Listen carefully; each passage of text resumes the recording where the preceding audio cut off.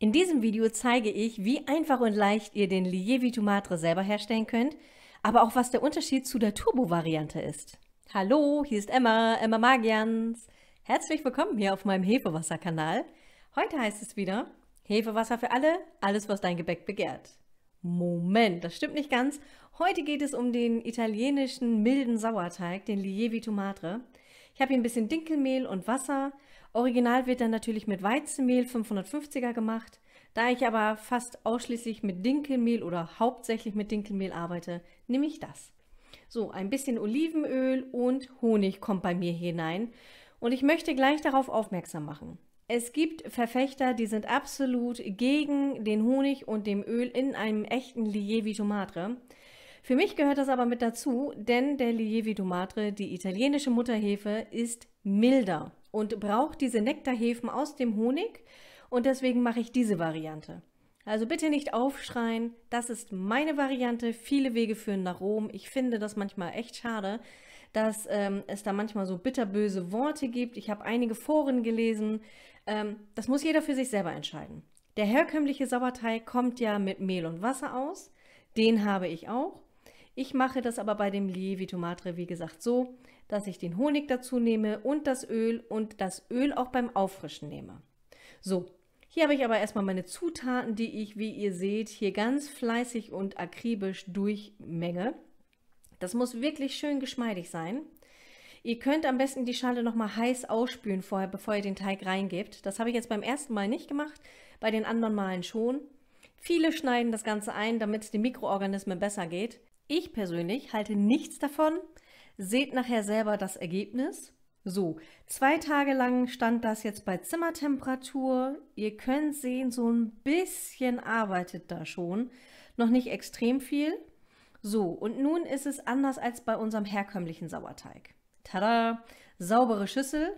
Hier hatte ich das eben umgefüllt. Das ist jetzt der Lievito Madre, der jetzt gerade aus der Schüssel kam. Davon braucht ihr jetzt 100 Gramm. Und da ist nämlich die Herausforderung, das fand ich am Anfang wirklich noch nicht so toll, muss ich ehrlich gestehen, dass man immer so Reste hat. Das hat man ja beim herkömmlichen Sauerteig nicht. Und das ist ein bisschen was Organisatorisches, das lässt sich aber gut handeln. Ich habe ja schon angefangen, eine schöne Playlist für euch zu machen, wo ihr die Reste vom Auffrischen dann benutzen könnt. Komme ich aber gleich nochmal zu. Also, ich brauche jetzt am 3. Tag 100 Gramm von meinem vorherigen Lievito Madre. Dann nehme ich noch ein bisschen Wasser, das sind 45 Gramm, 1 Esslöffel Olivenöl. Ich habe das einfach in eine Schüssel gemacht, also nicht wundern. Und dann habe ich dann nochmal probiert, das erstmal so miteinander zu vermengen und habe dann ziemlich schnell festgestellt, das bringt mir jetzt nicht so viel. Und für diejenigen, die ein bisschen Angst davor haben, ich habe euch ja den Turbo Madre zwar gezeigt, den verlinke ich euch oben rechts. Das heißt, diese ganzen Sachen, die normalerweise 21 Tage brauchen, zeige ich euch verkürzt mit Hefewasser in 1,5 Tagen. Aber ich finde, der normale Lievito Madre ist genauso gut. Er braucht halt ein bisschen länger, weil da kein Hefewasser ist. Und es lohnt sich wirklich. Ich kann euch das echt ans Herz legen. Ich war nicht so begeistert, als ich letztes Jahr im November das schon mal ausprobiert habe.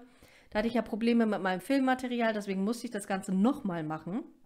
So, und ich weiß auch, was da auch zusätzlich noch schief gegangen ist. Ich musste nämlich mehrere Anläufe machen im November. Das war nicht ganz so lustig vor der Weihnachtszeit.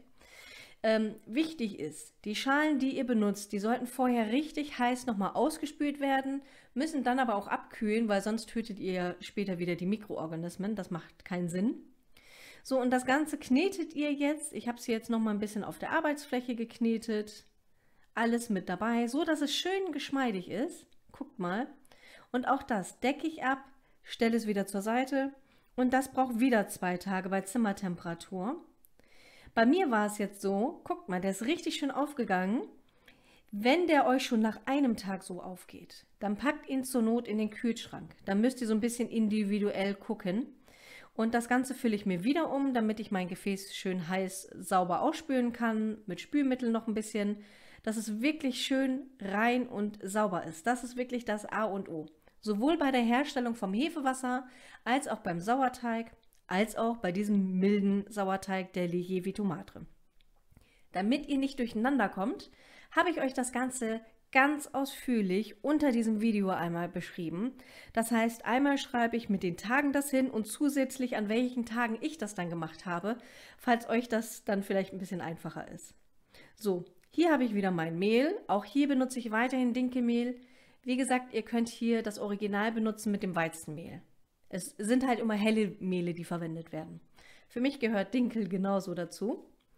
So, und dann gebe ich jetzt hier wieder die 100 Gramm hinein. Und es mag, wie gesagt, euch ein bisschen schwierig erscheinen oder aufwendig. Das lohnt sich aber wirklich sehr. Ich habe den Osterzopf hier gemacht am Mittwoch. Ich mache demnächst noch eine Pizza und ich habe noch so ein paar andere Sachen, auch die Brötchen für Faule. Hier kommt jetzt das Wasser. Ich habe so eine Playlist, die zeige ich euch am Ende nochmal eben auf dem Bildschirm. Das ist wirklich fantastisch. Es ist nochmal was ganz anderes. Sauerteig ist super, Lievito Madre ist auch nochmal super, also probiert es unbedingt aus. Ich hätte nicht gedacht, dass das so viel Spaß damit macht. Und vor allem zeige ich euch nochmal, wie man das konserviert. Das habe ich ja beim Turbo Madre gemacht, das werde ich euch auch nochmal demnächst ausführlich zeigen, wie man das dann wieder reaktiviert. Das heißt, ihr könnt euren Lievito Madre trocknen. Das mache ich ja bei meinen Sauerteigen genauso. Ich habe jetzt keine Lust und Zeit, da ständig meine Teige zu füttern. Also trockne ich die und habe also immer Sauerteig im Hause. Total praktisch. Aber das wollte ich euch ja nochmal in einem separaten Video zeigen. So, auch hier knete ich den Teig schön geschmeidig und der geht dann jetzt wieder in eine saubere Schüssel. So. Ja, der klebt ein bisschen. Das liegt halt einfach an dem Honig. So. Wieder abgedeckt und auch dieser wird jetzt noch mal 2 Tage. So, wie sieht das aus? Ja, da tut sich doch langsam was. Könnt ihr den Unterschied zum ersten Mal erkennen? Das sieht richtig toll aus, wie so ein Vorteig. Echt fantastisch, ich bin ganz begeistert. Und der Lievito Madre riecht eher mild. Und guck mal, hier ist der Unterschied zu meinem Turbo Madre. Das obere ist der Turbo Madre und das untere ist der Lievito Madre. Tupfen gleich, also wirklich fantastisch. So, genau, oben der Turbo, unten langsam. Langsam ist aber nicht negativ, sondern einfach, dass ich das unterscheide. So, dann machen wir aber jetzt mit unserem Lievito Madre hier weiter. Nächster Tag. Im Prinzip ist es immer das Gleiche. Ihr nehmt immer 100 Gramm vom bestehenden Lievito Madre, gebt 100 Gramm Mehl hinzu, 45 Gramm Wasser, 1 Esslöffel Olivenöl. Und das Tolle ist, es gibt so viele leckere Rezepte, wo ihr den Lievito Madre, also die Reste davon, dann verwenden könnt.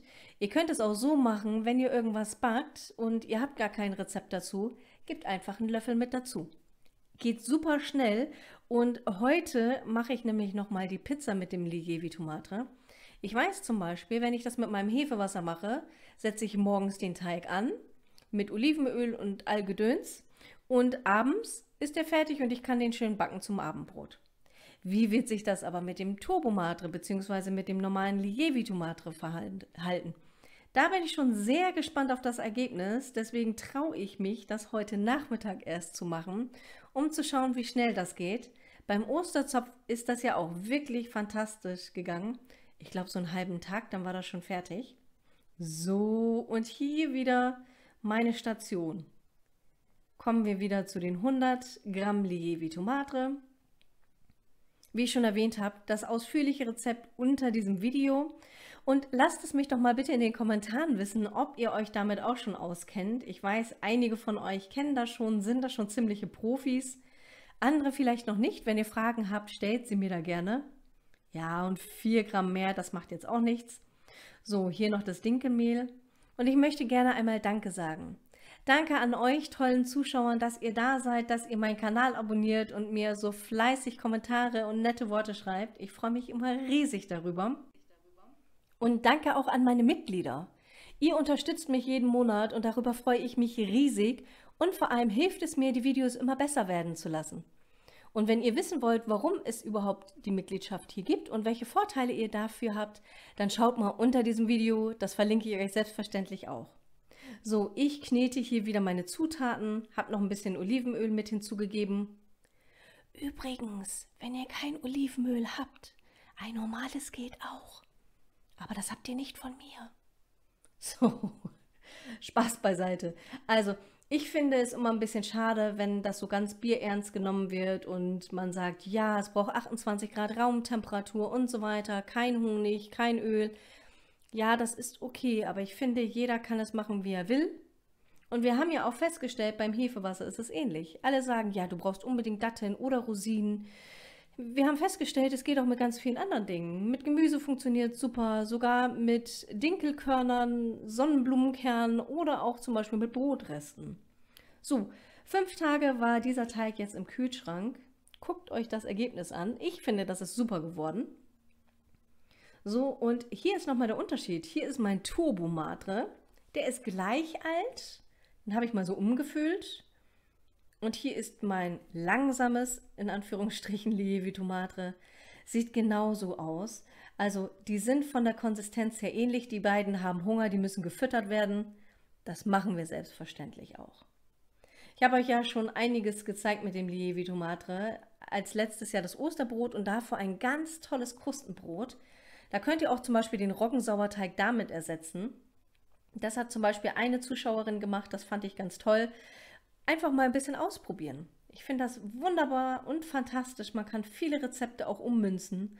Oder auch Brotrezepte, die ihr habt, wo eigentlich gar kein Sauerteig hineingehört. Da könnt ihr einfach immer noch mal so einen Esslöffel Lievito Matre hineingeben. So könnt ihr wunderbar eure Reste verwerten. Aber auch ich werde euch Stück für Stück immer mal wieder neue Rezepte zeigen, damit ihr hier auch noch mal neue Ideen und auch Anregungen habt. So, ich friemel mich jetzt hier einmal durch, dass ich meine 100 Gramm bekomme. Das ist nicht ganz so einfach. Die Waage und ich standen an dem Tag anscheinend auf Kriegsfuß. So, 98. Ja, immer noch nicht, okay. Noch ein bisschen. Das ist wirklich der Wahnsinn. Und wenn ich gleich wieder was dazugebe, habe ich wieder zu viel. Es ist immer das Gleiche.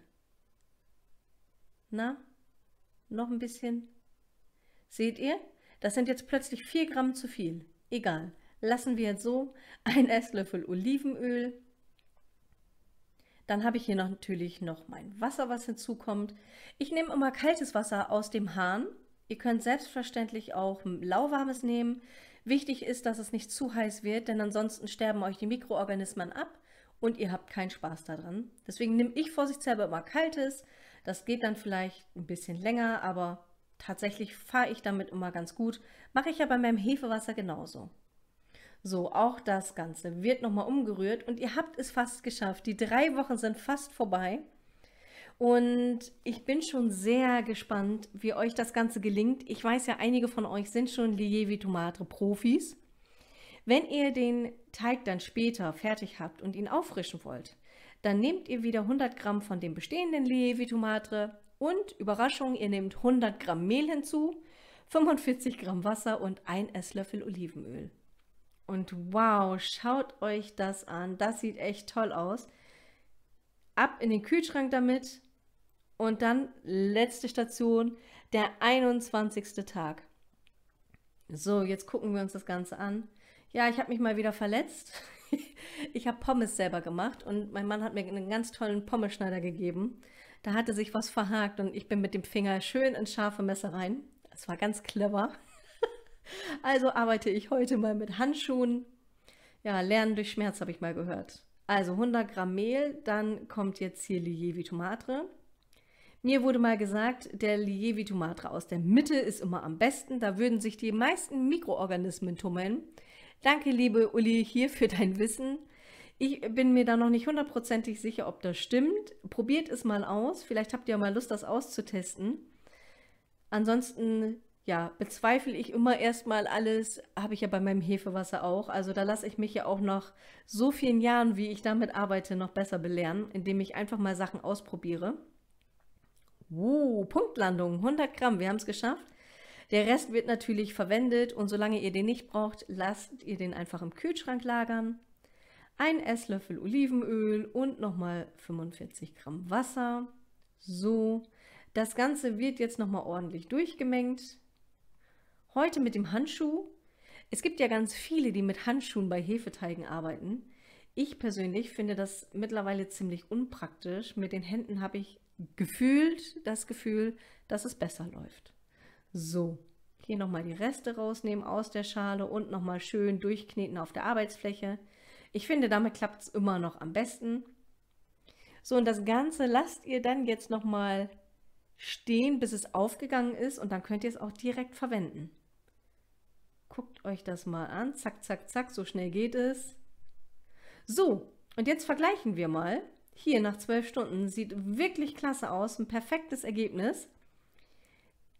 Den kann ich jetzt schön in den Kühlschrank packen. Tja, und der Unterschied zum Turbomatre zeige ich euch hier. Hier rechts ist mein Turbomatre, der ist genauso alt jetzt wie der Lievito Matre links. Also, das müssten jetzt so 4 Wochen sein. Sieht top aus. Links der Lievito Matre, der langsame, der ist noch nicht so fluffig, aber das liegt einfach in der Natur der Sache.